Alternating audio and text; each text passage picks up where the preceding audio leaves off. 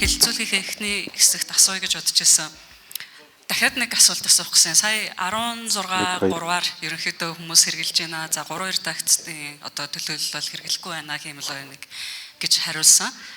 Би энэ дээр дахиад хоёр хувилбартай нэг асуулт асуух гэсэн. Та бүхэн манаас чиглэгээ гаргангаа гоё гараа өргөд өгөөрэй.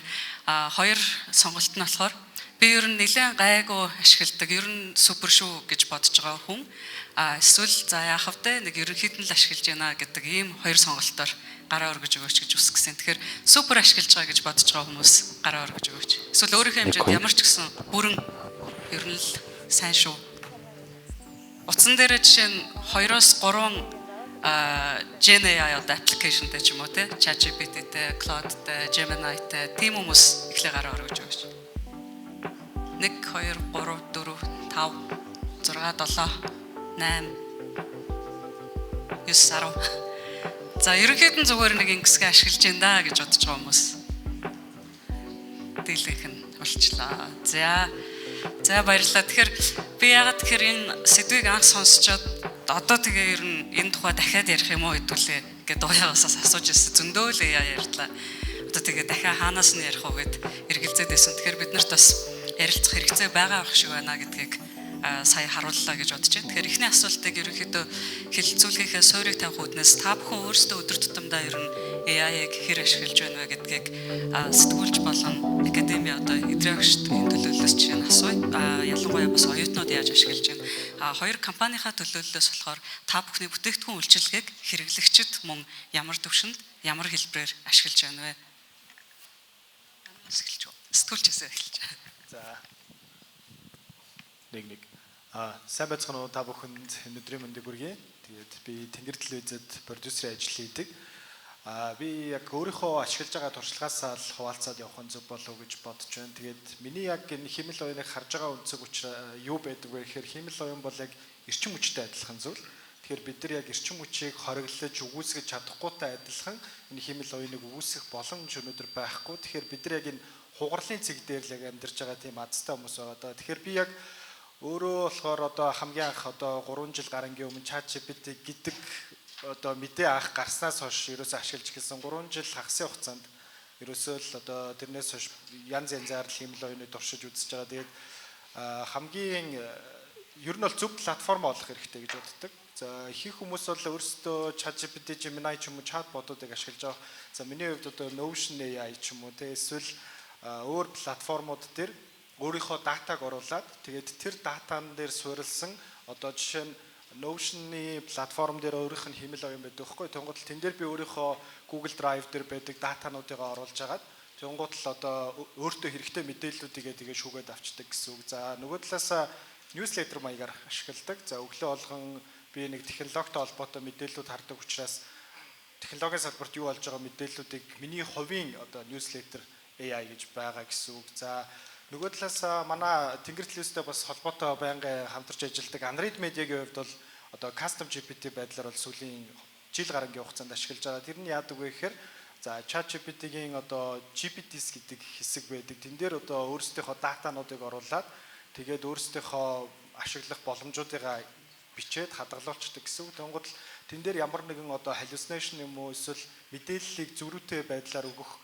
зүйлүүд харьцангуй бага байдаг. Тэгэхээр ийм байдлаар ашиглаж байна. За хамгийн сүүлийн саруудад болохоор Google-ийн Notebook LM гэдэг платформ байдаг. Тэгээд энийг ерөн айгүйх ашиглаж үзэж байгаа. За химэл оюуны салбарт ер нь ChatGPT, чатботоос гадна хүмүүс юу гэж ярьж байгаа вэ гэхээр агентийн системийн талаар та айгүйх ярьж байгаа гэдгийг бол сонссон баг. Тэгэхээр би одоо сүүлийн саруудад өөрөө одоо яг агентийн системүүдийг ашиглаад энийг яаж newsroom дээр орж болох уу гэдэг хэд хэдэн ажлууд хийж байгаа. Хамгийн ихний хийсэн ажил болохоор за би нэг эвлүүлэгч залуутайгаа нийлээд за битээр нь бол кодны нэг тийм өргөн мэдлэг байхгүй. Гэхдээ хоёлаа химэл оюун ашиглаж байгаа кодыг бичүүлээд тэнгуут л миний одоо ярьдаг хөрөнгийн зах зээлтэй холбоотой мэдээллүүд Google Doc дээр оронгууд л тэр одоо шууд ханшийн мэдээллийг манай эфир рүү шууд цацдаг ч юм уу те real time байдлаар тиймэрхүү юмнуудыг одоо химэл оюун ашиглаж хийж байгаа.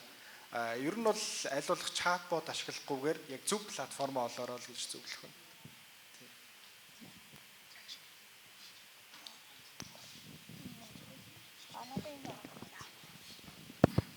Сайн мэцгаана уу? Хувьдаа болохоор би аяг ер нь туслах хэрэгсэл маягаар ашиглаж байгаа. Гэхдээ хийж байгаа ажлууд болгон дээр төсөл үүсгээд одоо тухайлах юм бол гадны их сургуультай хамтарж байгаа төсөл байвал үүсгэн, эрүүл мэндийн асуудал дээр төсөл үүсгэн, мөс дээр хийж байгаа ажил дээр төсөл үүсгээд тэр болгон дээр файлуудаа өгдлүүдээ өгж агаад AI-да бол чи яг энэ тохиолдолд ингэж ажиллах хэрэгтэй. Одоо мөсийн төсөл дээр байлаа гэхэд мөсийн бүх дүрм журмуудыг аплод хийж өгөөд энэ хүрээнд нийцсэн ийм гаргаж өгнө шүү гэдгээ ингээд командлаад гэх юм уу ярилцаад ингээд явдаг. Оюутнуудын тухайд бол AI-ыг ер нь нэлээд тогтмол ашиглаж байгаа хаа гэж бодож байна. Яг одоо иш дотоод дэлчиг судалгаа мэдээлэл бол байхгүй байна. Гэхдээ даалгавар өгөөд ингээд хийлгээ явж хахад ер нь AI ашиглаж байгаа юм айгүйх байдаг. Тэгэхээр сургуулиуд ч гэсэн ер нь оюутнуудад одоо AI-ыг яаж ашиглах хэрэгтэй вэ гэсэн заавар журмаа бас тодорхой хэмжээнд бодлого зохицуулалт гаргах хэрэгтэй юм шиг санагдаж байгаа. За сайн байцгаана уу. Энэ өмнө сэтгүүл зүйн өсөж өгсөний одоо баярын 113 жилийн баярын мэнд хүргье. За тэгээд ерөнхийдөө яг бүтээгдэхүүнээ товчхон танилцуулахаас илүү хэрэглээ талаасаа бас манайх өөрөө технологийн компани. Тэгсэн хэрнээ бид нэр өөрсдөө одоо энэ хиймэл оюуныг ашиглаж одоо яг бүтээгдэхүүн үйлчилгээнд дээр одоо код бичдэг ийм бас хэрэглээ бол байдаг. Жишээлбэл манай одоо платформуд байгаа. Энийн 80 орчим хувь дээр нь бид нар бол хиймэл оюуныг ашиглаж үлдсэн 20 орчим хувь дээр нь одоо өөрсдөө яг тэр зүв байна уу, логикийн зүв байна уу, энэ дээр алдаа гарч ийн үү хэмтэж орж чеклдэг. Одоо түрүүний илтгэлүүд дээр ч гэсэн бас дурддаж штэ. Яг нөгөө хиймэл оюунаар өссөн үр дүнгээ гаргуулж авчаад заавал хүний оролцоо орж тэн дээр бол давхар чеклж явах хэрэгтэй гэж.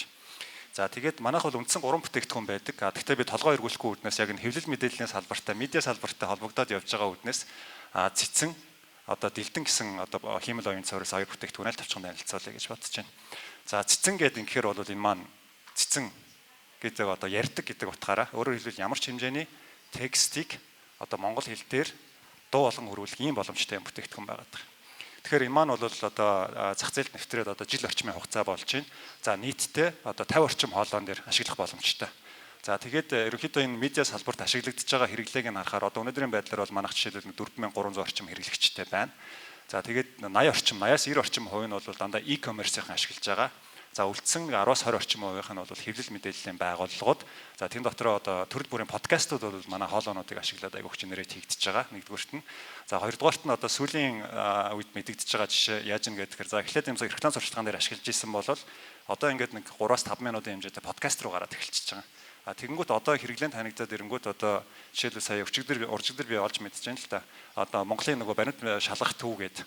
Тэгээ эндээс бол жижигхэн хэмжээний одоо юм комикийг одоо тэн дээр байгаа 50 гаруй орчим хоолойг ашиглаад ийм одоо мэдээлэл түгэх энэ хүмүүсийг соён гэгээр үлэх шин чанартай ийм материалуудыг бол хийж эхэлж байгаа. Ийм мэтэй байж байгаа. За цэцэнгийн хувьд. За дэлдэнгийн хувьд бол энэ маань өөрөө буцаагаад спичийг буюу одоо бидний одоо миний ярьж байгаа яриаг текст болгож хөрвүүлэх.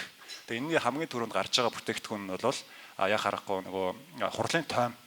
Одоо бид нар ингээд 1 цагийн хурал хийдэг, 2 цагийн хурал хийдэг, тийм ээ.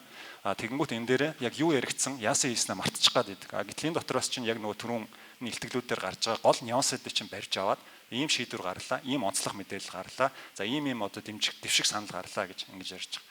Тэгэхээр хиймэл оюун гэдгийн цаана бол одоо зөвхөн магадгүй ер нь дийлэнх одоо бид нар нөгөө саяны салбарт нь ажилладаг учраас маш олон хүмүүстэй ажилладаг. ChatGPT юм уу, за эсвэл Gemini юм уу гэдгээр төсөөлөд идэг. Гэтэл яг энэ одоо цэцэн дэлдэн гэдэг шиг нөө мультимодал буюу одоо voice одоо дуу үүсгэж юм те. Буцаагаад одоо тэр дуунаас текст болгож ийн гэдэг ийм сурцсан модельүүд видео болгож ийн зураг үүсгэж ийн хэмтчлэн модельүүд бол байгаа. За ингээд хамаарал бүхий одоо манай бүтээгдэхүүн үл юм байна. Баярлалаа. Сайн байцгаана уу бүгдэнд нь энэ өглөөний мэндийг хүргэе. Би Voyager AI компани үйл ажиллагаа авсан захирал Мөнхбат гэж байна. За сая нөгөө хүмүүс гар өргөж байхад ингээд бараг хэрэгэлдэггүй. Ерөнхийдөө бүгдээр хэрэгэлдэг юм шиг харж байна. Гэхдээ яг үндсэндээ бол OpenAI компани ChatGPT-г танилцуулахаас өмнө ч гэсэн энэ AI технологич нэг тийм цоо шин юм биш. Зайл дэлхийн 2 дугаар дайны дараагаас эхлээл үндсэн онлайн төвшөнд ингээд концепцууд нь гараад ингээд явж исэн. Тэгээд яг нөгөө технологи дэг бүтц хоёр чинь ингээд одоо 20 жилийн циклтэй нэг нэгнийхээ нөхөж явдаг. Тэгээд одоо бол яг бид нөгөө яг энэ софтвер бүтээн хөгжлийн цаг үе дээр л явж байгаа. Тэгэхээр зөвхөн хэлэх гээд байгаа санаа бол бид нар нөгөө өдөр тутамдаа угаасаа огт мэдхгүйгээр бидний аль үжиний одоо нэг банкны апп ч байт юм уу эсвэл Google Maps ч байт юм уу тэр ингээд ашигладаг энэ технологийн бүтээгдэхүүнүүд дээр угаасаа AI нэвтрээд одоо бараг 10 20 жилийн өмнөөс л угаасаа байж лээсэн. Тэгэхээр бидний нэг өдөр тутамдаа анзаарахгүйгээр угаасаа маш ихээр өргөнөөр угаасаа л ашигладаг ийм технологи байгаа. За тэгээд яг бид нар бол яг компани дээр яг бид нар нөгөө бүтээгдэхүүн хөгжүүл технологийн хөгжүүлэлт тал дээр бол бас яг дурынхантай адилхан. Тэгээд одоо угаасаа бүх технологийн компаниуд л тэр аяараа зөвхөн инженерүүд бол одоо цэвэр одоо юу юм төлөвлөх тэг асуудлыг шийдэх шийдэл боловсруулах дээр эсвэл логикууд яах асуудал дээр л яг ажиллаж байгаа. Бусад код гэдэг юм бол бүгдийнээ бичиж байгаа. Тэр бол угаасаа хүний гүйцэтгэлээс бүр хит давсан тийм угаасаа гүйцэтгэлтэй байгаа. Тэгээд тэр нь ч бол бид нар айгүй хурдтай ажиллахтай боломжийг олгож байгаа. За яг сэтгүүл зүүн дээр яг бидэд бол яг сэтгүүл зүүн салбарт зориулсан яг хоёр бүтээгдэхүүнтэй. За нэг эхнийх нь болохоор Ask Voyager гэдэг ийм widget байгаа юм.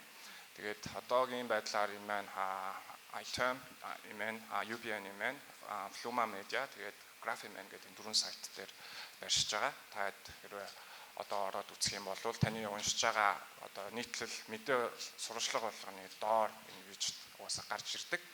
Тэгээд энэний зорилго нь юу юм бэ гэхээр яг уншигч талдаа бол нөгөө хэрэглэгчтэй уншигчдын хувьд нөгөө өмнө нь ер нь яаж мэдээлэл хүлээж авдаг урсгал нь юу юм бэ гэхээр нөгөө тухайн сэтгүүлчийн бэлтгэсэн яг редакцийн нийтлсэн тэр хэлбэрээр л мэдээллийг хүлээж авдаг тийм манай нөгөө тэр widget болохоор тухайн нийтлэл дээр огт байхгүй санаа агуулга өөр нюансуудыг хэрэглэгчдэд санал болгоч. Жохон товчлол хүмүүс яг тэгж ашиглаж байна уу? Яаж ашиглаж байна ер нь? Тийм хүмүүс ашиглахын хувьд бол за түгээмэл яаж байгаа хүмүүсийг сонирхож байгаа сэдв гэх юм уу илүү одоо эрүүл мэнд спорт ч гэдэг юм уу бидний анх нөгөө хүлээлт болохоор нөгөө улс төрийн эдийн засаг тиймэрхүү юмнууд руу илүү сонирх болов гэсэн яг тэрнтэй холбогдолтой асуулт нэтэр яг ингээд одоо улам баяжуулаад тухайн материал руу байхгүй юмнуудыг шинээр гаргаад явж байгаа юм яваад байгаа. Тэгээд энэ ч угаасаа тэгээд хүн болгонд нээлттэй болохоор хэрэгжилж байгаа хүмүүсийн тоо бол одоогоор 1.2 сая.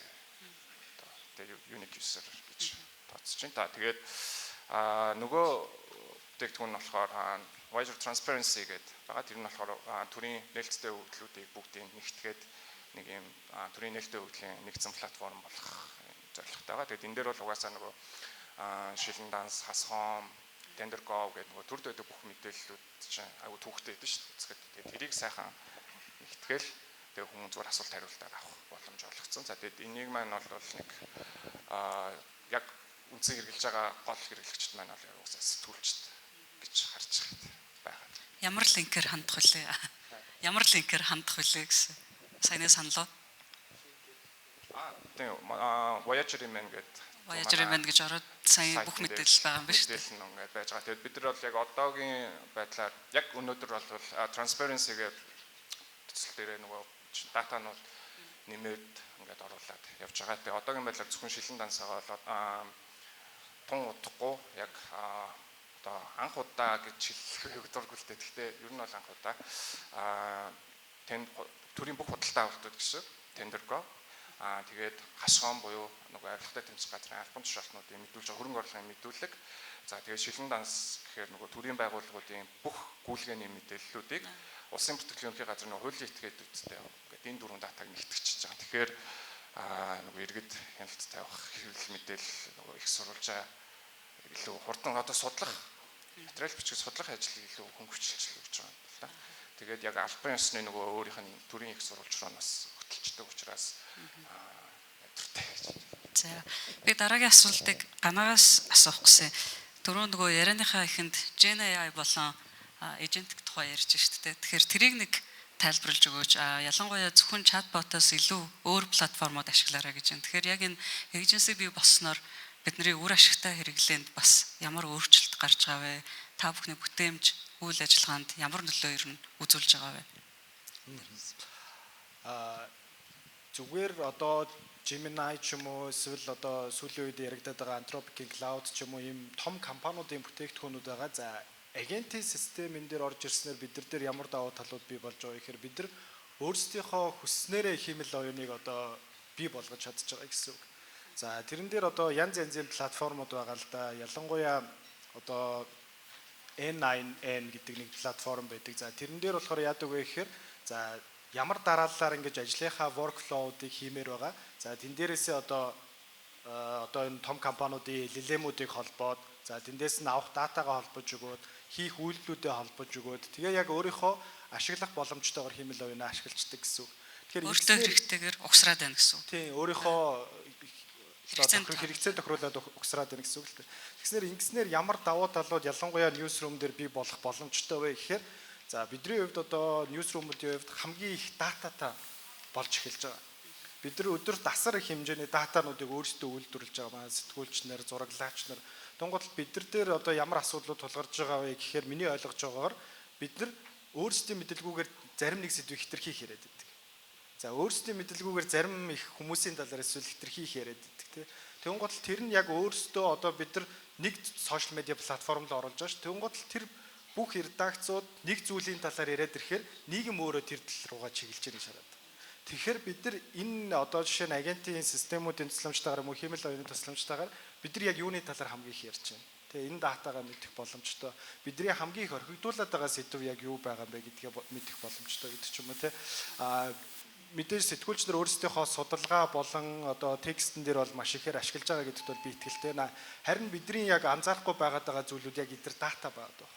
Энэ датанд л редакцууд ер нь айгүйх ач холбогдол өгөөд за манай редакцийн хувьд бас нэг ажил эхлүүлж байгаа нь бидний яг редакц дээр яг энэ датануудаа яаж ашиглах боломжтой. Энэ зарим нэг технологийн Монгол стартапуудтай нийлээд өөрсдийнхөө байгаа датануудыгаа өгөөд одоо ялангуяа та хэдий маш сайн мэдж байгаачлан монгол хэл дээр хэмэл оюу маш муу ярьдаг.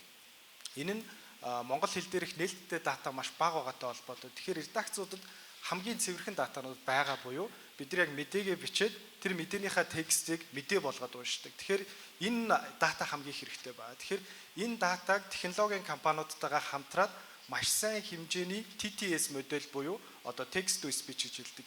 Энэ модельийг сурах боломжтой. Тэгснээр яг монгол хэл дээр хэмэл оюу илүү сайн ярина, илүү сайн одоо агуулгуудыг гаргадаг болно гэсэн үг. Тэгэхээр яг зөвхөн тэр том компаниудын хэмэл оюуны загваруудыг ашиглахаасаа илүүтэйгээр яг эргэн тойронд байгаа стартапуудтайгаа хамтын ажиллагаануудыг эхлүүлээд явал манай ньюсрумууд дээр илүү том давуу талууд үүсэх болов уу гэж бодож байгаа.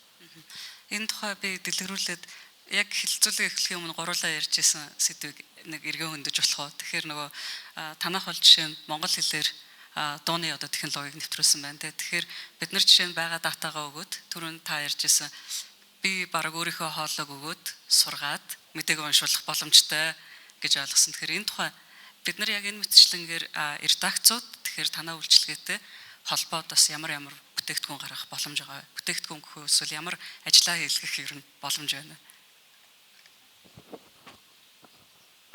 За баярлалаа. Энэ бол бас нөгөө түрүүн ихтгэл дээр дурддагчижсэнчлэн бас нөгөө яг хамтын ажиллагааны айгүй юм чухал хэсэг гэж ойлгож байгаа. За тэгээд манайх бол нөгөө текстийг одоо дуу болгох одоо энэ үйлчилгээ одоо ямар ч хэмжээний текстийг за энэ дээр бол яг хамтын ажиллагаа талдаа сонирхож байгаа учраас одоо бид нэр өөр дахиад ямар үйлчилгээ явуулж байгаа гэхээр яг тэр тухайн voice-ийг тэр тухайн хүний тонтойгоор тухайн хүний одоо тэр ярианы хэм маяг өргөлт онцлог байгаа шүү дээ. Тэрүүгээр юм сурах үйлчилгээ бол явуулж байгаа. Тэгээ энэ хүрээндээ бол өнөөдрийн байдлаар бид нар 2-3 хоолоо сургацсан ажиллаад явж байгаа. Тэгэхдээ энэ нь бол яг хэвлэл мэдээллийн одоо хэрэгсэл дээр биш нөгөө байгууллагын дотоод сургалтын хэмжээнд. Тэгэхээр байгууллагын дотоод сургалт чинь өөрөө яадаггүй гэхээр хүн ажлын байрны иргэц өөрөө одоо сүүлийн үед бол маш хурдцтай болцсон тийм ээ. Ороод ирэхээр одоо сургах гэх мэтчлэн. Тэгэхээр одоо хэвлэл мэдээллийн байгууллага одоо яг ялангуяа newsroom-ийн редакц гэдэг юм уу ийм юм дээр бид нар бол бас хамтарч ажиллах юм бол одоо тухайн хүний ажлыг хөнгөвчлөх энэ боломж бол асар ихээр яг ингээд ийм наривчсан байдлаар одоо түрүүн бас дурдж чинь ингээд маш юм цэвэр хэмжээний өгдөл одоо нэг тал руугаа за магадгүй 90 сурвалжлах сэтгэл зүйч юм уу энэ чиглэл рүү одоо илүү наривчилсан. За эсвэл цагаагаарын мэдээч гэдэг юм уу те энэ чиглэл рүү илүү наривчилсан ийм мэдээнүүд тексттэйгээ хоолойтойгоо байж ах юм бол энийг одоо 10 цагийн датан дээр бид нар үндэслээ сургачдаг гэсэн үг. Тэгээд зөвхөн тухайн байгууллага ашиглах боломжтойгоор өөрт нь нээгээд өгчдөг. Тэгэнгүүт яах вэ гэхээр та бүхэн одоо за цагаагаар мэдээгээ ч юм уу тийм ээ. Одоо баахан ингээл камер тавиал за одоо ингээл зураг эвлүүлэг гинэ тэрэгэл тэн чин хүн л юм чин ярьж явах хугацаанд алдаа гаргана. Гэх мэтчлэн одоо энийг бол аль болох алдааг нь багасгаад нэмэлт сургалт маягаар одоо илүү бүтээмжээ бол нэмэгдүүлэх ийм боломжууд бол одоо манай цэцэн платформ дээр бол байгаа. Юу гэлээ нэг хөтлөгч өдрийн 8 цаг хоолоо уншаад ядраад байна. Миний хоолойг сургаад өгөөч гэдэг ийм жишээ нь хүсэл тавьсан гэдэг ч үстэй. Тий, одоо яг өөрөө ингээд нэг айгүй олон подкаст хийдэг, айгүй олон хүн танигдсан юм мундаг. Тэнгуү тэр хүн чинь нөгөө нэг айгүй олон захиалга ирж таарна шүү дээ. Захиалга ирэнгүүт тэрийг өөрөө уншаад өөрийнхөө тэр хэм маяг юм тогтцсон байгаа. Тэгээ амжихаа болоод ирж байгаа байхгүй. Тэнгуүтээ бид нартай бизнес уулзалт тавуулж исэн юу вэ гэхээр би өөрийнхөө хоолойг яг сургаад хажуу талдаа нэг жуниор нөхрийг суулгаад текстийг хянуулаад өөрийнхөө хоолойг гаргаад би өөрөө яг энэ үндсэн контент дээрээ суумаар байна гэдэг энэ үйл маягаар бол бид нэр хамтын ажиллагаа эхлүүлж исэн түүх бол байгаа. Энэ бүхнийг бас яагаад та бүхнээр сая яриулаад байсан бэ гэхээр өчигдөрхөн би тэр нэг Newsroom Robots гэдэг подкаст сонсоод тэгээд тэрэн дээр болохоор CNN, New York Times, Reuters-ийн сэтгүүлчид ерөнхийдөө яаж редакцид хиймэл оюун ашигласнаар өөрчлөлт гарч ийнэ гэдэг тухай ярьсан. Тэгээд тэндээс хийсэн ерөөсөө гол дүгнэлт болохоор бид нар хиймэл оюун бол сая өмнөх хэлтгэл дээр ч гэсэн дурдсан бидний туслах буюу бидний юм түүл буюу хэрэгсэл гэдэг ерөнхийдөө ойлголтыг бол сүүлийн хэдэн жил ярьсан. Гэтэл яг энэ мэтчлэнгээр нөгөө редакцийн үйл ажиллагааны урсгалыг өөрчлөөд эхлэхээр энэ маань зөвхөн түүл төдий биш дэд бүтэц юм биш үү. Тэгэхээр редакцийн инфраструктур буюу дэд бүтэц болоод байна. Зүгээр нэг сэтгүүлчийн түүл биш те. Ийм жишээ нь одоо ойлголт ер нь бол тэндээс гол дүгнэлт төр байсан. Тэгэхээр энэ дээр бас та бүхэн ер нь юу гэж бодож байна? Хиймэл оюуны тусламжтайгаар редакцийн үйл ажиллагааг бид нар эргээд харах хэрэгтэй юм биш үү? Энийг зөв төлөвлөөд зөв стратегтэй хийх юм бол энэ нэгэн шинэ дэд бүтэц болоод байна уу? За нааша хамгийн их харч юм гэдэг. Мэдээж аль ч салбарт одоо 90-ад оны үед нөгөө ингээл интернет гарч ирээл ингээл бүхнийг өөрчилсөнтэй адилхан одоо хиймэл оюуны технологи, AI технологи одоо ингээл бүх салбаруудад өөрчлөлтүүд авчрал ингээл явах нь угаасаа энэ бол нөгөө жинхнээсээ зогсохгүй галт иргэнийг хөдөлсөн тийм юу байгаад байгаа. Яг гоо бас ингээл одоо сүүлийн үед ингээд судалгаа энэ тэр янз бүрийн юмнууд харуулж тээ яг ингээд AI чинь хөөс юм шүү. Яг бодит ийм салбарууд руу нэвтрэхгүй байж тээ ч гэдэг юм уу те. Тэгээд тэрийг болохоор ингээд одоо уламжлалт банк ч юм уу тиймэрхүү одоо санхүүгийн сектор руу хэтэрхийг ингэж яагаад тэр хуулийн салбар руу ч юм уу те. Энэ чинь нөгөө өөрөө тогтцсон удаан оршсон институтүүд тэр юм өөрчлөгдөхтэй удаан. Тэгтэл алхам алхмаар энэ ингээд яваалаа. Тэгээд тэрнтэй адилхан нэг л өдөр редакцуудад бас энэ бол өөрөө тодорхой юу болж өөрчлөгдөнө. Яг AI бол өөрөө технологийн салбарыг бол ингээд өөрчилсөн шүү дээ. Аль ч хамгийн их одоо AI ашиглаж байгаа хүмүүс чинь өөрсдөө яг технологийн салбарынхаа өөрсдөө болчихоо тэ.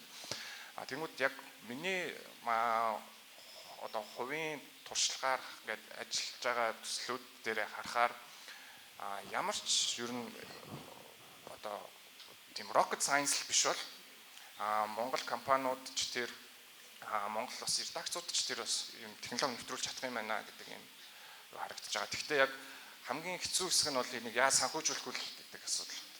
Тэгээд цаашдаа алстаа яаж энэ өөрөө тогтвортой бизнес бас ашигтай зүйл байж болох вэ? Тэр хамгийн ингээд хэцүү хэсгүүд нь болчихж байгаа. Тэгээд бидний хэрэгжүүлсэн арга болохоор яг нэг хэвлэл мэдээллийн редакц ганцаараа нэг юм AI feature нэмнэ гэдэг чинь нэлээд зардалтай байхгүй. Амар өндөр зардалтай тий. Тийм учраас жишээлбэл тэр манай сая түрүү ярьсан тэр Ask Voyager гэдэг фичрийг болохоор ингээд 4 редакц нийлээд тэр чин том зардлыг 4%-аар хамтраад хэрэгжүүлчихэж байгаа тийм. Тэнтэй адилхан бас түрүү манайхан хэлж байгаа нөгөө редакцуудад бас маш сайн ялангуяа одоо сонинуудад бүр хуучны архив байгаа. Тэгээд тэрийг хуваалцаад тийм технологийн компаниудтай тэгээд хамтраад цаашаа явах юм ингээд олон боломжууд харагдаж байгаа. Тэгээд бас за жишээлбэл би нэг ийм прожект ингээд бодож байгаа байхгүй тийм. Бид нар одоо жишээлбэл ингээд төрийн байгууллагууд албан тушаалтнуудыг санхүүгийн хувьд нь ингээд хяналт тавьдаг, AI-аар хяналт тавьдаг. Яг өмнө байдаг гэсэн. Тэрийг илүү хэлбэрчлэх байдлаар ингээд болж шээ. Гэтэл нөгөө албан тушаалтны ярьсан хэлсэн үгэнд нь те нэг юм хурал хувийн дээр очиод ярьж байгаа зүйл сонгогчдтойгоо иргэдтэйгээ уулзахдаа нэг юм ярьдаг юм ямар хяналт байхгүй байгаа байхгүй тийм. Тэгэхээр тэрийг яг бүх редакцуудад байгаа архив яг тэрэнд нөгөө юм одоо хяналт монитор гэх үү тэрийг хийх юу байгаа даа. Тэгэхээр бид нар бол жишээлбэл тэр датаг боловсруулад ингээд одоо систем болгох ажлыг хийж чаддаг болвол бас дуран AI болохоор тэдгэрийг тэр текстүүдийг аудио болгох чадамж шүү дээ. Тэгэхээр дараагийн леер ихгүй. Тэгэхээр бас яг ганц нэг компанитай бас хамтрахаас илүүтэй олон редакцууд, олон технологийн стартапуудтай ингээд бөөндөө ингэж гоё хамтарч экосистем баг. Тэгээд бас нэг гол энэ дээр гол юм бол одоо бид нар яг эн чинь нэг юм бүгдэнд нь ижил гарааны зургаагаас гарах боломжийг олгосон зүйл байхгүй. Тэгээд миний бодлоор бол Монгол улсын нэг бас төдийлөн сайн ашиглаж чадахгүй байгаа. Бас хэвлэл мэдээллийн салбарч бас төдийлөн сайн ашиглаж чадахгүй байгаа. Тэгээд бид нар юугаас хожигдох гээд байгаа. Тэгэхээр нөгөө ингээд биел хийх хэрэгтэй, биелстэй ганцаараа байх хэрэгтэй гэдэг юм хоошин татаад аль болох олуулаа хамтарч нэг юмыг амжилттай ингээд урагшлуулад гарах хэрэгтэй. Тэгж л харж байна. Миний хувьд яг дид бүтэц гэдэг дээр нь бол 100% санал нийлж байгаа. Тэгэхээр яг хүн төрөлхтний түүхэнд хамгийн том дид бүтцийн ажил яг одоо хийгдэж байгаа гэсэн. Дөнгөж саяхан бас ийм технологийн салбарт аягүй сонирхолтой үйл явдал боллоо л да. Тэрийг бас хуваалцаад өөрийнхөө санааг хэлье гэж бодож. Anthropic гэдэг нэг компани байгаа. За энэ Anthropic гэдэг компани бол одоо тэр ChatGPT бүтээсэн OpenAI-ийн гол өрсөлдөгч нь. За OpenAI-аас гарсан одоо 7 инженерийн үүсгэн байгуулсан компани байдаг. За энэ компани сая нэг 2 сарын өмнө CloudWork гэдэг өөрсдийнхөө Cowork гэдэг нэртэй өөрсдийнхөө нэг бүтээгдэхүүнийг гаргасан. За энэ бүтээгдэхүүн нь эхлээд программистуудын буюу програм хангамжийн үйлчилгээ үзүүлдэг компаниуд дээр маш том уналтыг авчирсан хөрөнгийн зах зээлд. Энэ нь юу харагдаж байна вэ гэхээр хөрөнгийн зах зээл өөрөө бодит болох боломжтой үйл явдлыг нэг жилээс юм уу 18 сарын дотор ингэж таамаглаж хөдөлж идэг зах зээл. Тэгэхээр жил юм уу жил хагасын дараачаар маш том хэмжээний дахиад нэг үйл явдал болох нь. Одоо энэ компани үүсгэн байгуулагч гүйцэтгэх захирал нь хүртэл өөрөө яг тийм зүйлийн талаар яриад байгаа. Dario Amadi гэдэг нэг хүн байдаг. За харин сэтгүүл зүй талаас гэвэл би сэтгүүлч нарыг болон ньюсрумуудыг ёс зүгээ маш сайн баримтлаасай л гэж хүсдэг. Өөрөө ч бас тэрийг айгүй сайн боддог. Манай Монгол дээр харагдаж байгаа хамгийн одоо харамсалтай кейсүүд нь юу ажиглагдаж байгаа вэ гэхээр бид нар нэг сошиал медиа платформ бүгдээр ашиглаж байгаа ш. Тэгэхээр хэн нь юу оруулж байгааг гэдэг бүгдээрээ л харж байгаа. Ихэнх нь текстээ одоо чатбот ашиглаж ингэж хөрвүүлээд янзлаад байгаа байдлууд харагдаж байгаа. Тэгэхээр энэ нь өөрөө маш аюултай. Нөгөө талаасаа энэ дээр буруу мэдээлэл орох магадлал. Энэ дээр маш сайн эхлэх хэрэгтэй. За нөгөө талаасаа хэрвээ тэгээд бид нар дадчихвол за одоо магадгүй бүр ингээд нэг команд өгөөд тэр постерыг нь хийгээд, постерыг нь аплод хийгээд, текстийг нь бэлдээд, тэгээд тэрийг шууд одоо сошиал медиа руу автоматар оруулдаг тийм системүүд хүртэл гарцсан л та. Хэрвээ бид нар энийг ингээд ашиглаад эхэлжвэл юу үүсэх вэ гэхээр сошиал медиа платформуудын алгоритм дээр одоо ийм шинжилэлт орж иж байгаа. Хамгийн эхлээд YouTube оруулж ирлээ. За YouTube болохоор өөрсдийнхөө Gemini 3 гэдэг хиймэл оюуны тусламжтайгаар энэ сувгийг хиймэл оюун хөгжүүлж гинөө эсвэл хүн хөгжүүлж гинөө гэдгийг ялгадаг болсон. За энэ платформ үнэхээр хиймэл оюуны тусламжтайгаар ингэж маш олон үзэлт аваад байвал энэний үзэлтийг багасгая гэдэг ийм тохируулга одоо хийж эхэлж байгаа. Магадгүй энэ одоо Facebook дээр ч гэсэн орж ирэх байх. Тэгэхээр одоо та хэд бас анзаарсан бол Instagram дээр ч гэсэн та энэ контентыг ашиглахдаа AI ашигласан уу гэдэг тохируулга горин бас ингээ гараад ирсэн мэлээ. Нөгөө талаасаа редакцууд дээр бас түүхэн үйл явдлуудыг хиймэл оюу ашиглаж битгий тэгж төөрөгдүүлээсэ гэдэг ёс зүгээ баримтлаасаа гэдэг зүйлийг маш их хүсэж байна. Яг гэхээр түүхэн үйл явдлуудыг тэр болгон хүмүүс мэдхгүй бид нар нэг юм хитэн зураг болон архивын хитэн баримт бичгнүүд л байгаа. Тэн дээр тулгуурлаад мэдээж гоё контент хийж болно. Гэхдээ тэн дээр ёс зүгээ битгий алдаач. Тэн дээр ингэж хүмүүсийн дүрсийг хөдөлгөхдөө хитрхи хиймэл бус олгооч. Одоо тэр өнгө төрхийг нь тэр хүний царайг хөдөлгөхдөө одоо бодит байдлаас битгий гажуудуулаач. Бид нар хиймэл оюуныг ашиглана. Угаасаа тодорхой. Энэ дид бүтцийн байдлаар мэдээж компаниуд өөрсдийнхөө ньюсрумууд дээр янз янзын байдлаар ашиглах хэрэгтэй байна. Гэхдээ ньюсрум болон сэтгүүлчийн хувьд бол би яг энэ нэгзэгтэй цаг үед бол ёс зүгээл маш сайн баримтлах хэрэгтэй л гэдэг байр суурьтай байна. 17 луу 18 онд Германд нэг олон улсын хуралд орж яхад тэнд хэвлэлийн үнэлэхтэй роботууд гээд асуудал яригдчихсэн. Тэгээд тухайн үед бол 17 он гэдэг чинь одоогийнх шиг юм үүсгэгч AI үед гараагүй байх үед ер нь хэрвээ AI яг нэгт ингээд энийг массаараа хэрэглэх ёстой гэдгийг хүлээн зөвшөөрчвөл хоёрт ингээд AI хүний харилцааг одоо орлоод эхлэх юм бол энэ бол ингээд нэлээд одоо бидний нийгмийг өөрчлөх хэмжээний том асуудал болж яригдах байхаа гэж ярьжсэн. Тэгээд одоогийн нөхцөл байдлаа аваад үзэх юм бол манай улсад одоо хэмнэл оюуныг хэрвээ редакц дэд бүтцээ болгож ашиглана гэвэл нэлээд их одоо бэлтгэл ажил хэрэгтэй байх гэж бодож байна. Яг одоохондоо бол ингээд туслах хэрэгсэл байдлаар ашиглаж байгаа редакцууд бол зөндөө байгаа. Яг дэд бүтцийн түвшинд аваад үзнэ гэх юм бол хүний нөөцөө сургах те редакц энэ тал дээр ямар бодлоготой тэгээ ёс зүйн ямар баримт бичиг боловсруулахын ингээд зөндөө олон зүйлүүд ярих болов уу гэж бодож байна. Сая хиний Ганагийн хэлсэнтэй холбоотой асуудлаар олон улсын томоохон агентлаг групп компаниудын сэтгүүл зүйн ёс зүйн кодуудыг аваад үзэхээр тэнд бол ингээд хэмнэл оюун ухаанаар контент бүтээсэн контентыг бол шууд нийтлэхгүй. Энэ бол ингээд сэтгүүлчийн шийдвэрийг хязгаарч оруулахгүй. Саяын Жереми Капланы илтгэл дээр ч гэсэн гарч ирсэн шүү дээ. Бүх баримт деталийг сэтгүүлчид одоо өөрсдөө баримтыг шалгах энэ үндсэн үйл явц бол хэвэндээ байна гэдэг. Энэ концепт бол дандаа одоо ёс зүйн баримт бичгүүдэд AI-тай холбоотой хэсгүүдээр нь дандаа л энэ концепт хэлээ. За AI бол яг харахгүй бол бүх салбарын одоо туслах хэрэгсэл мөн үгүй л мөн. Зүгээр яг хэвлэл мэдээллийн хэрэгсэл дээр одоо би зүгээр бас нэг сонирхолтой зүгээр нэг тоо олж харсан.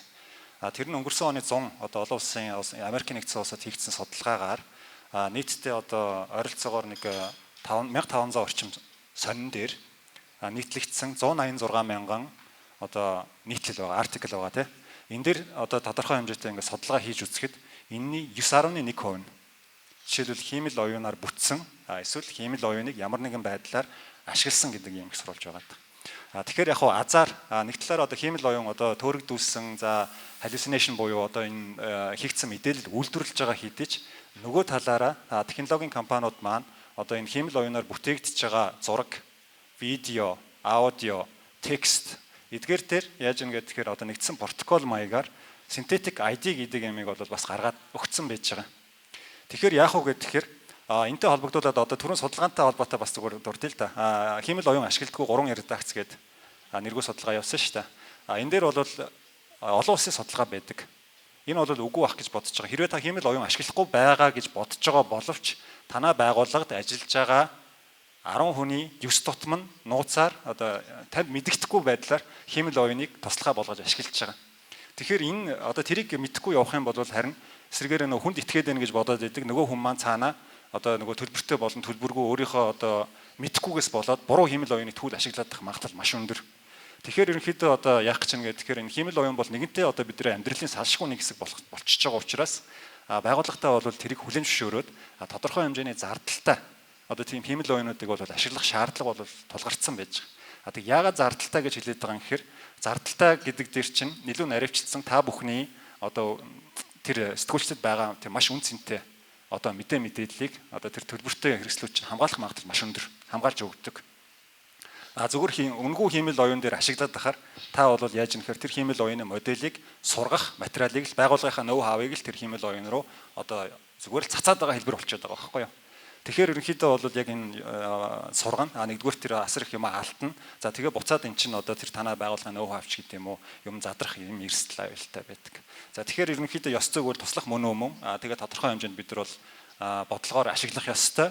За тэгээд дээрэс нь одоо энэ бүтээгдэхүүн текст зураг юу гэдэг видео аудио хиймэл оюунаас бүтсэн үгүй юу гэдгийг одоо ялангуяа Gemini өөрөө тийм synthetic checkerтэй болчлаа шүү дээ. Текстийг ч гэсэн шалгаж болно. Ягаад тэгэхээр тэр хиймэл оюунаар боловсруулагдж байгаа текст болгоны ард чинь нөгөө тооцоолол явагдчихийдэг. Тэгээ тооцоолол явагдангууд одоо хиймэл оюуны за энэ үгийн дараа энэ үг сонгогдох магадлалтай гэдэг үндсэн дээр за энэ оюуны нийтлэлийн ер нь нэг өгүүлбэр дээр бол маш муу ажилладаг. За нэг 300-аас дээш үгтэй нийтлэл юм уу, за эсвэл артикл ч юм уу те. Ийм дээр бол хиймэл оюунаас бүтсэн байх магадлал маш өндөр байна гэдэг ингээ гараад ирдэг. Тэгэхээр бол мэдээж ёс зүйн асуудал бол сая хөндөгдөж байна. Гэвч шалах боломж нь бол биднэрт нээлттэй болж эхэлж байгаа. За сая зардлын асуудал хөндөгдсөн дээр бас дараагийн асуултаа асууя гэж бодож байна. Өчигдөр бас нэг пост харсан нөгөө шинээр хүн ажилд авах гээд нэлээд удаан хайлаа. Тэгээ хүн олдохгүй болохоор нь байгаа хүмүүсийнхээ AI ашиглах пакэжийг нэмчлээ гэд нэг захирлын постыг харсан. Тэгэхээр нөгөө төлбөртэйгээр илүү бүтээмжтэйгээр AI ашиглах юм бол илүү нэг хүн авах нь аль нь ашигтай байх вэ гэдгийг л Монголд нэг захирал туршиж үзэх гэдэг шиг байна л та. 2 сар хүн хайсны эцэст. Тэгэхээр энэ мэтчлэнгээр түрүүн бас эдрэг агш дурдж байна. Хэрвээ бид нар дэд үгцэд сулгах юм бол хүний нөөцийн асуудал хөндөгднө, зардлын асуудал хөндөгднө гэж байна. Тэгэхээр ер нь байгууллагууд тэгвэл энэ зардлыг яг одоо байгууллагын зардалтай AI-ийн зардал гэж тэгвэл тусгах хэрэгтэй байх нэ тэ ажилтнуудтай одоо юу гэдэг унааны мөнгө, хоолны мөнгө гэж өгдөгтэй адилхан AI-ийн пакэжийн мөнгө гэдэг одоо ийм шин зардлын нэг одоо урсгал гарч ирэх гээд байх шиг байна. Хоёрдугаар сая та бүхний дурдсанаас ингээд сонсохоор бид нар AI-ийн тухай мэддэг, маш их ярьдаг. Одоо би хүртэл ингээ энэ хэлэлцүүлгээр юу ярих вэ гэж бодоод байна гэдэг. Гэтэл яг түүнийг үр бүтээмжтэйгээр өөрсдөө ашиглаж гэнэ үгүй бол бас асуудалтай. Тэгээ дөрөвний бидний өмнөх хэлтгэл дээр бас мөн дурдсан. Хамгийн нэгдүгээр асуудал би тэрийг нэгт гарч ирнэ гэж бодоагүй. Нэгдүгээр асуудал тренинг гэж нэг номерт тавьсан байлээ те. Тэгэхээр нэгсэндээ энэ сургалтын асуудал. Сургалт гэдэг бол хүний нөөцийн асуудал. Хоёрдугаарт төлбөртэй хэрэглээ буюу зардлын асуудал гэдэг энэ хоёр юм бас хөндөгдөх хэрэгтэй байх нэ гэж бодож байна. Та бүхэн бас юу гэж бодож байна? Тэгж байна. За би төрүүлээ хэлж. Тийм зардлын асуудал дээр хэрвээ Google Workspace ашигладаг албан байгууллагууд байвал Gemini гэдэг хиймэл оюуныг одоо төлбөртэй үйлчилгээг нь үнэгүй авч болдог. Гэхдээ баг зэргийн хязгаартай. Нөгөө талаасаа одоо илүү сайн мэдээлэл авъя гэж бодож байвал заавал төлөх хэрэгтэй тийм. Бас энд бас хэд хэд удаа манай илүү сайн гэдэг нь гэдэг юу гэсэн үг вэ?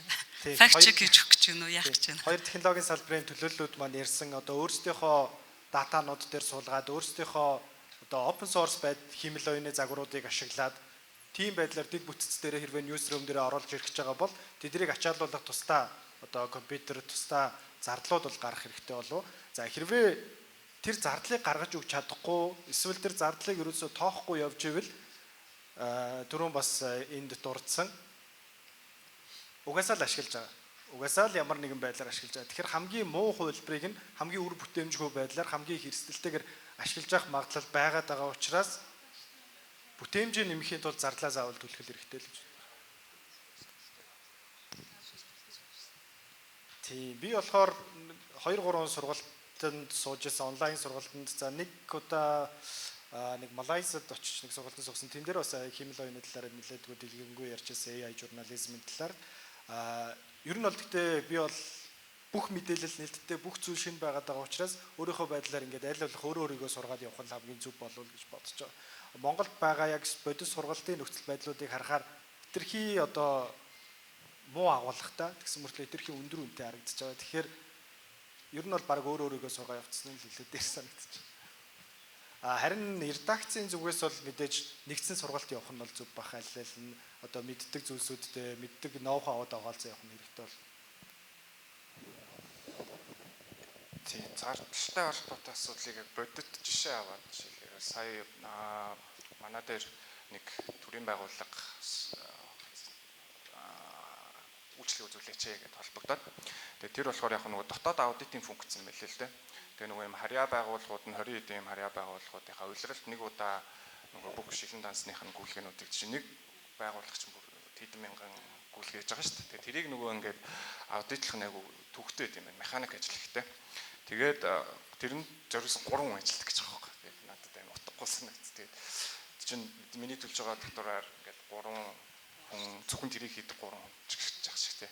Тэгэхээр энэ чинь тэгээд тэр нь бас хуулийн хугацаатай байдаг юм байлаа. Ингээд нөгөө тэгээд хугацаанд нь тайлангаа гаргаж чадахгүй бол асуудал үүсдэг тий. Тэгээд тэр хүмүүс чинь тэгвэл яаж ч хичээгээд ингээд гараараа бүр ингээд ажиллаад бүгдийг нэг хүчлэн шалгаад хэцүү байхгүй. Тэгээс механикал дагаар нь хүн чинь. Тэгэхээр нөгөө эргээд бас тэр гарч байгаа хяналт аудит бас чанаргүйгийн асуудлаас үүсэж байна тийм. Тэгэхээр энэ дээр бол зүгээр ингээд ганцхан юм эйжент ажиллуулчвал тэр өөрөө нэг мэдээж яг технологийн зардалтай. Тэгвэл 3 хүн цалинжуулснаас бол шал өөр зардлахгүй тий. Хажууд нь зүгээр юм маш жижиг мөнгө болно. Сэтгүүл зүйн яг редакцийн ингээд ажил руу хэрвээ энийг хөрвүүлээд оруулах юм бол хамгийн чухал нь угаасаа судалгаа хийх, материалаа судлах болохоос яг тэрийг яг контентоо бүтээн гэдэг хэсэг дээр би тэрэн дээр бол нэг эсрэг талт нь байдаг. Тэгээд яг энэ хэсэг дээр бол одоо манайхан нэг юм кейс байдаг, үнэн удлын мэдгүй интеракс хэлдэг сайн мэдж байгаа. Нөгөө 10 хэдэн удаа томилтонд явцсан байхад нэг 2-оор зөрүүлж хэлээд нэг тийм кейс идэг шүү дээ.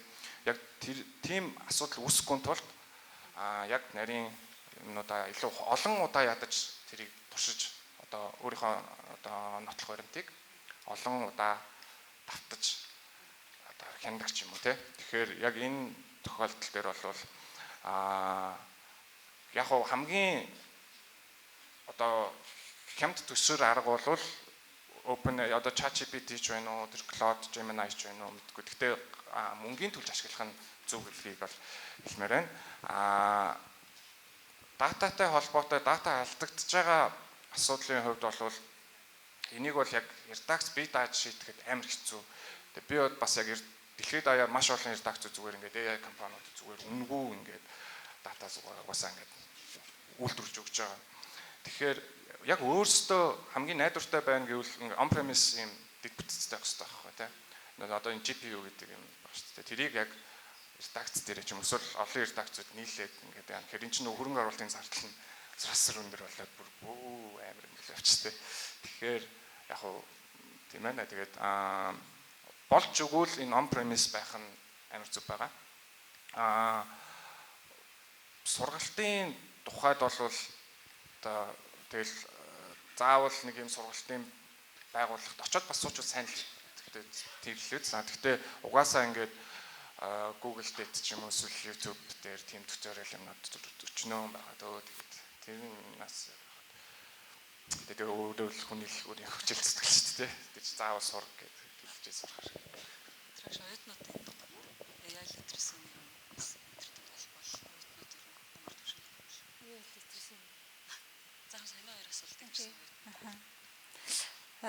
яг оюутантай холбоотой хэрвээ шууд хэлчихэж юм мэдгүй байна. Тийм.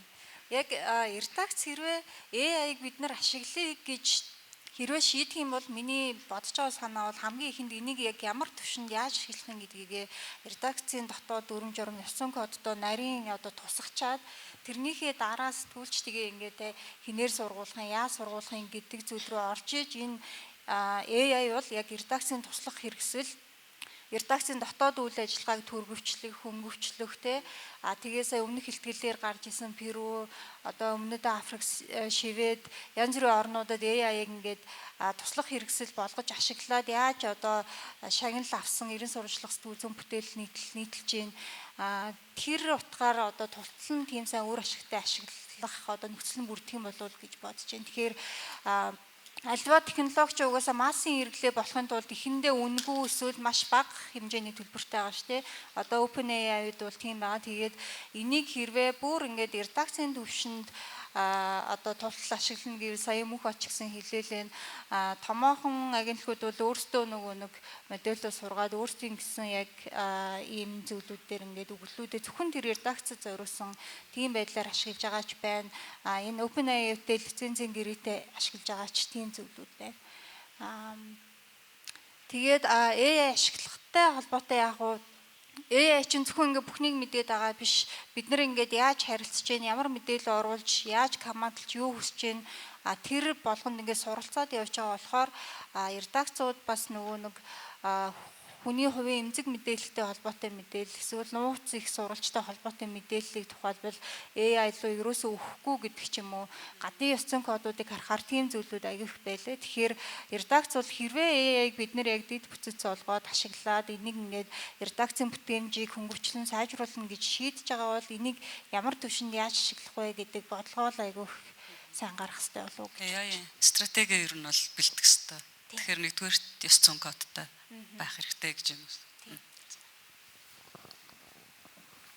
За За дэд бүтц стратеги талаас санал нэг байна. Зүгээр эргээд одоо манай дээр бас зүгээр энгийн тулгардаг одоо яг хувийн талаас нь одоо би авч үзье л да. Хувийн талаас нь жишээлбэл одоо манайх ингээд үйл ажиллагаа явуулж байгаа хооронд сургалт авах хүсэлтүүд бол манай дээр цөөнгүй ирдэг. Гэхдээ вау гэсэн сургалтуудыг хүмүүс авах гээд байдаг байхгүй юу? Айгүй гоё контенттэй юм гялцал юм харчаад вау гэсэн контент одоо тийм AI-ийн сургалтыг тэгэнгүүт тэр вау гэсэн сургалтыг авчихаар яадаггүй гэхээр танай байгууллага дээр очино нэг цаг юм уу 2 цагийн дотор та нарыг алмааруулаад вау AI-аар ийм хийж болдог гэж та нарт юу ч үлддэггүй ингээ гараа авчих кейсэд айгүй байдаг.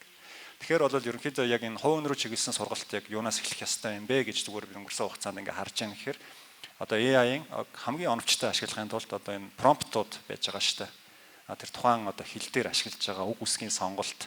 За жишээлбэл одоо хэл мэдээллийн хэрэгсэл дээр одоо бид нар ч гэсэн өөрсдөө одоо сая бас нөгөө зардал хэмнэдгүйгээд асууж штэ түрүүн 80 орчим хувийгаа бид нар өөрсдөө өөрөөр хэлэх юм бол одоо AI-аар хийлэгдэгээ гэдэг. Эн чинь тэрний цаана 4 хүний зардал бид нар бол хэмнээд яваад байгаа гэсэн үг. Гэхдээ энэ дээр хяналт хэрэгтэй.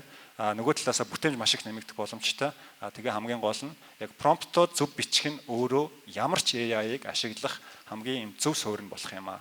Тэгэхгүй бол ямар ч утгагүй зүйл асуувал ямар ч утгагүй хариулт танд өгнө.